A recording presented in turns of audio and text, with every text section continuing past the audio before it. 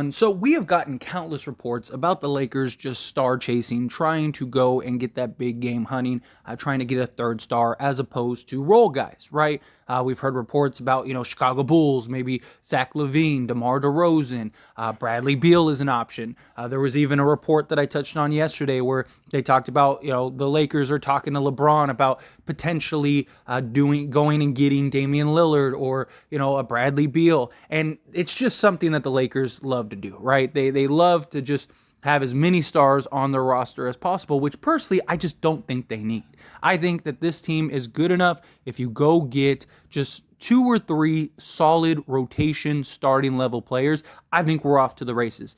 Get into the playoffs, trust that LeBron, AD, and Russell Westbrook, along with some real solid role players like a Boyan. If you could get Alec Burke, that would be beautiful. I mean, those two shooting-wise are both shooting over like 42%, nearly 43%. That would just be huge. It opens so much for LeBron James, Anthony Davis, and Russell Westbrook. The Lakers, I don't think, need a home run, grand slam type of trade to go get a Zach Lavine. But again, it's the Lakers, and that's what the Lakers love to do. Problem is up until today, the Lakers haven't been able to do any type of deals for a Zach Lavine or a Bradley Beal because they signed those new contracts, right? Well, now, officially today, those guys become available. So it's going to be really interesting to see going forward how the Lakers operate, right? Are the Lakers going to do a trade? And if so, is it going to be for a home run deal like a Zach Lavine, which I don't think they get Zach Lavine. I do think if Chicago blows it up this season, which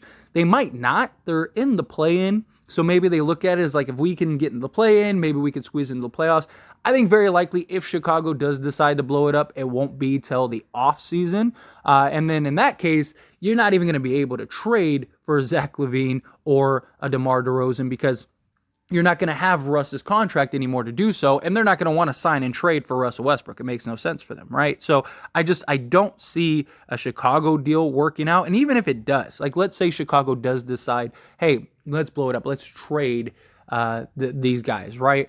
I don't see Zach Lavine. I think New York is the team that's going to, they'll throw the wall, the house, the kitchen sink, everything at Chicago for Zach Lavine. They were trying to do it for the Donovan Mitchell trade and ended up falling through on that. And New York really wants to get more stars, more talent, which I don't really know how Brunson and Lavine would work as a duo, but it's something the Knicks would do, right? The Knicks are kind of in the same spot as the Lakers where they just seem to be big game hunting, and they do have like a treasure trove of assets that we just can't compete with. So maybe we could get like a DeMar DeRozan if they did decide to trade Zach Lavine. At that point, you're probably blowing it up. So maybe the Lakers could kind of squeeze in and get DeMar. You could theoretically even get DeMar DeRozan without having to give up Russell Westbrook. So maybe you could work something out to where, because they don't want Russ. The reports have even came out, Chicago does not want Russ even with the 2 firsts. So in that case, you could probably do, Patrick Beverley, Kendrick Nunn, and then Lonnie Walker, as well as like maybe the 2 firsts to go get DeMar DeRozan. Now you have LeBron, Anthony Davis, DeMar, and Russell Westbrook. But I just think, again, I don't really see Chicago doing it. I think it's really just kind of more of a pipe dream than anything. But Bradley Beal, right? So I think out of all of the stars, Bradley Beal is the star that is the most realistic for the Lakers to get. Damian Lillard, I don't see him leaving. I think Damian Lillard is a pipe dream. I would love to see Damian Lillard in purple and gold. I have always wanted him on the Lakers. He's one of the players that I would love to have, right? But I don't see him leaving Portland. And even if they do, Portland's probably going to want to get the best package. Although I do believe Portland would ask Damian Lillard, like if Portland was like, hey, you know what? We're going to trade you. We're just going to go the rebuild route. We're going to go a different direction. What do you want? Where do you want to go? We'll send you there, just because Damian Lillard has been so good to them, so loyal to them. I think if Dame was like, I want to go to the Lakers, I think that they would trade him to the Lakers. But again, very likely they're going to want to get the best package possible. And I do think teams would offer a much better package than what the Lakers could get. New York is another destination, right? So I don't really see it there personally. But Bradley Beal is the most likely star outside of like DeMar DeRozan if Chicago blows it up. But the reason I think Bradley Beal is, one, he has an atrocious contract. Two, he's injury prone.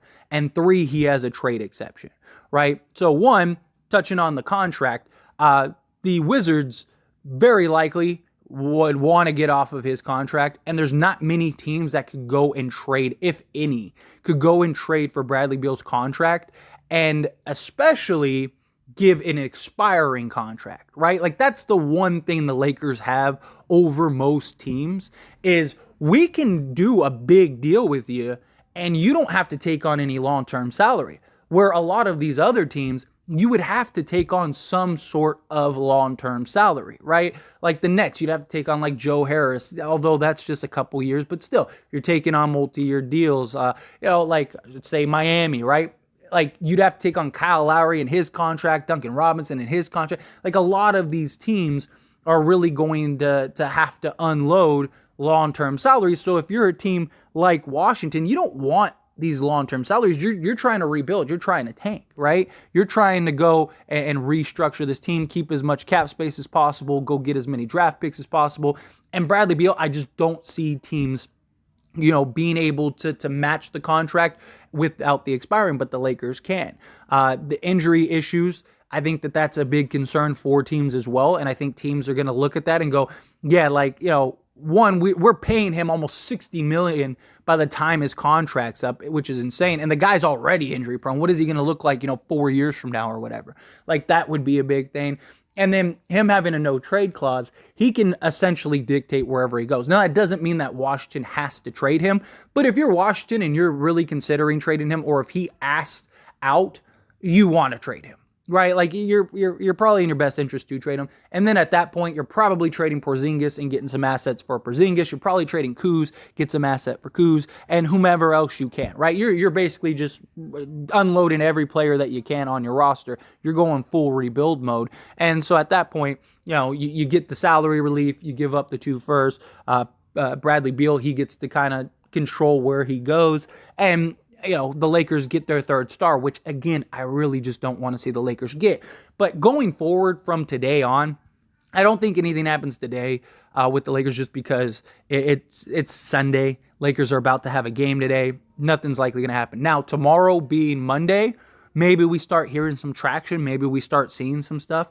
If a deal is there, I think the Lakers would take it, right? Like, I don't think the Lakers want to give up a bunch of their picks and assets and stuff for like rotation guys. But if tomorrow Bradley Beal was available and the Wizards called him and said, hey, we'll take, Russell Westbrook and 2 firsts for Bradley Beal right now, the Lakers, like Rob Pelinka wouldn't even let him finish saying what he's saying before Rob Pelinka's like, yes, of course. Yeah, we'll take that. Right. Like immediately, like Bradley Beal would be a Laker by like Monday night is very likely what would happen, or any star, because they just want the star chasing.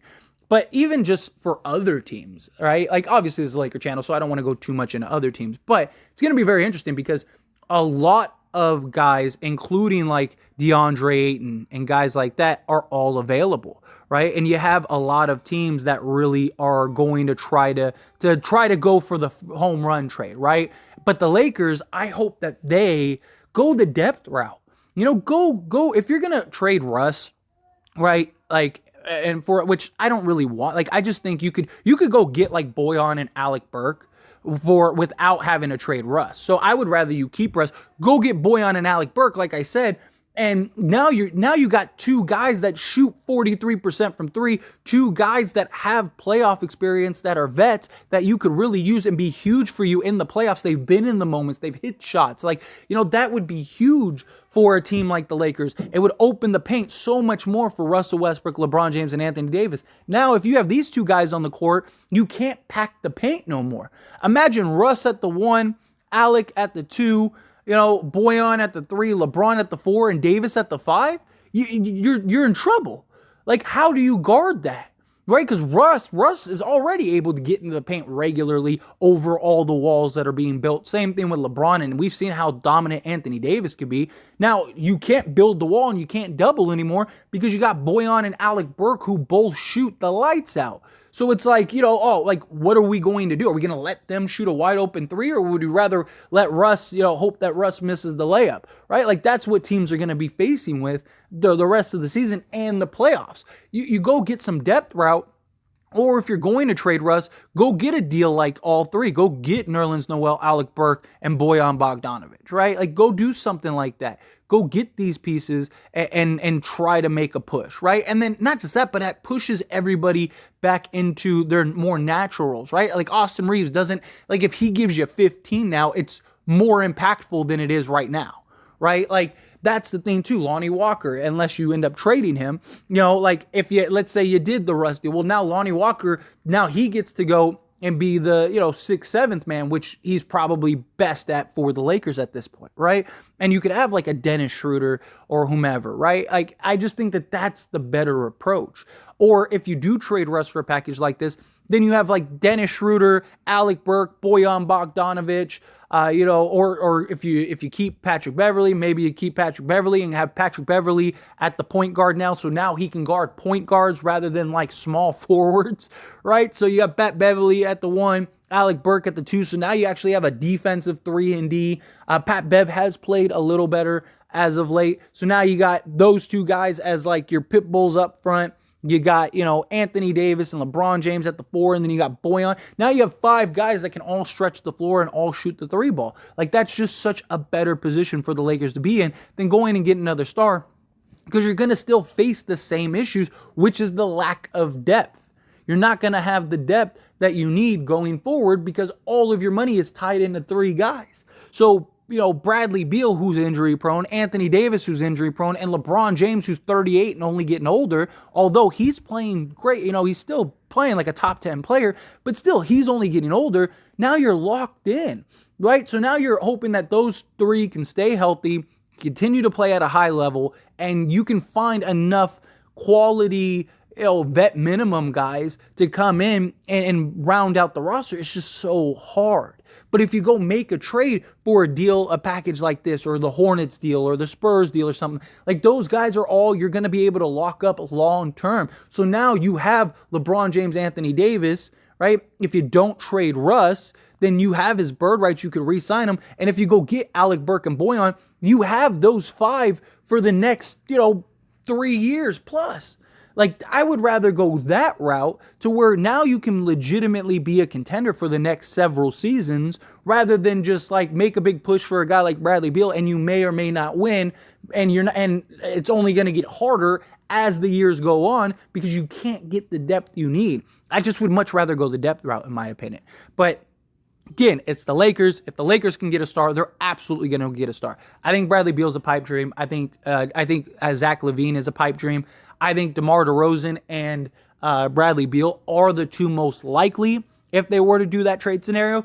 But going forward, it's going to be very interesting because, like I said, a lot of these guys are now available. Even like Ayton is available. So, like, what do the Suns do with him? Although he has control over where he lands for the remainder of the season. So if they were to look to trade him, especially with the Suns are free falling and they're free falling fast, right? So do they look to maybe move DeAndre Ayton and move some players to try to like turn their season around, right? To try to get some better team around? I don't know, maybe that could be a possibility. But it's going to be very interesting because now a lot of these guys, a lot of like the big name guys, are now officially available and can be traded and can be unloaded. So, you might start seeing more reports for the Lakers as well as just other teams in general, on potential deals for like a Zach Lavine or whomever, because this is kind of what everyone's been waiting for, right? No deals could be done. Like Chicago couldn't really blow it up until the 15th, right? Like Washington couldn't really blow it up till the 15th. Well, now we're at the 15th. So now tomorrow, Monday, now you got a fresh week. I could see the Lakers now at least engaging and having these conversations, saying, "Hey, like let's do a deal for Beal." Calling Chicago, let's do a deal for DeMar, let's do a deal for whatever. Like, look, if the Lakers land Bradley Beal or they land DeMar, like I'm not gonna be upset. I'm not gonna be like, "What are you doing? Like, why? Like, da da da da." Like, I'm not sure, I'll embrace it. I'll be happy. Hopefully we can get a win. I just would prefer the depth route, right? I'm going to ride with the Lakers regardless. I'm going to trust that the people that are put in place are the ones that are making the decisions, are hopefully making the right decisions. It just does kind of feel like the Lakers are trying to put, names on paper, and that's a big concern for me. But anyway, as always, this is a discussion, so I pass the question on to you. Let me know your thoughts and opinions down in the comments below. What do you think? Do you want the Lakers to go the depth route? Do you want them to go get the star route? How do you feel about it? Do you think that some team does? Do you think like the Knicks get Lavine or something? Like, where do you think these guys go? I'd love to hear your thoughts and opinions. Let me know down in the comments below.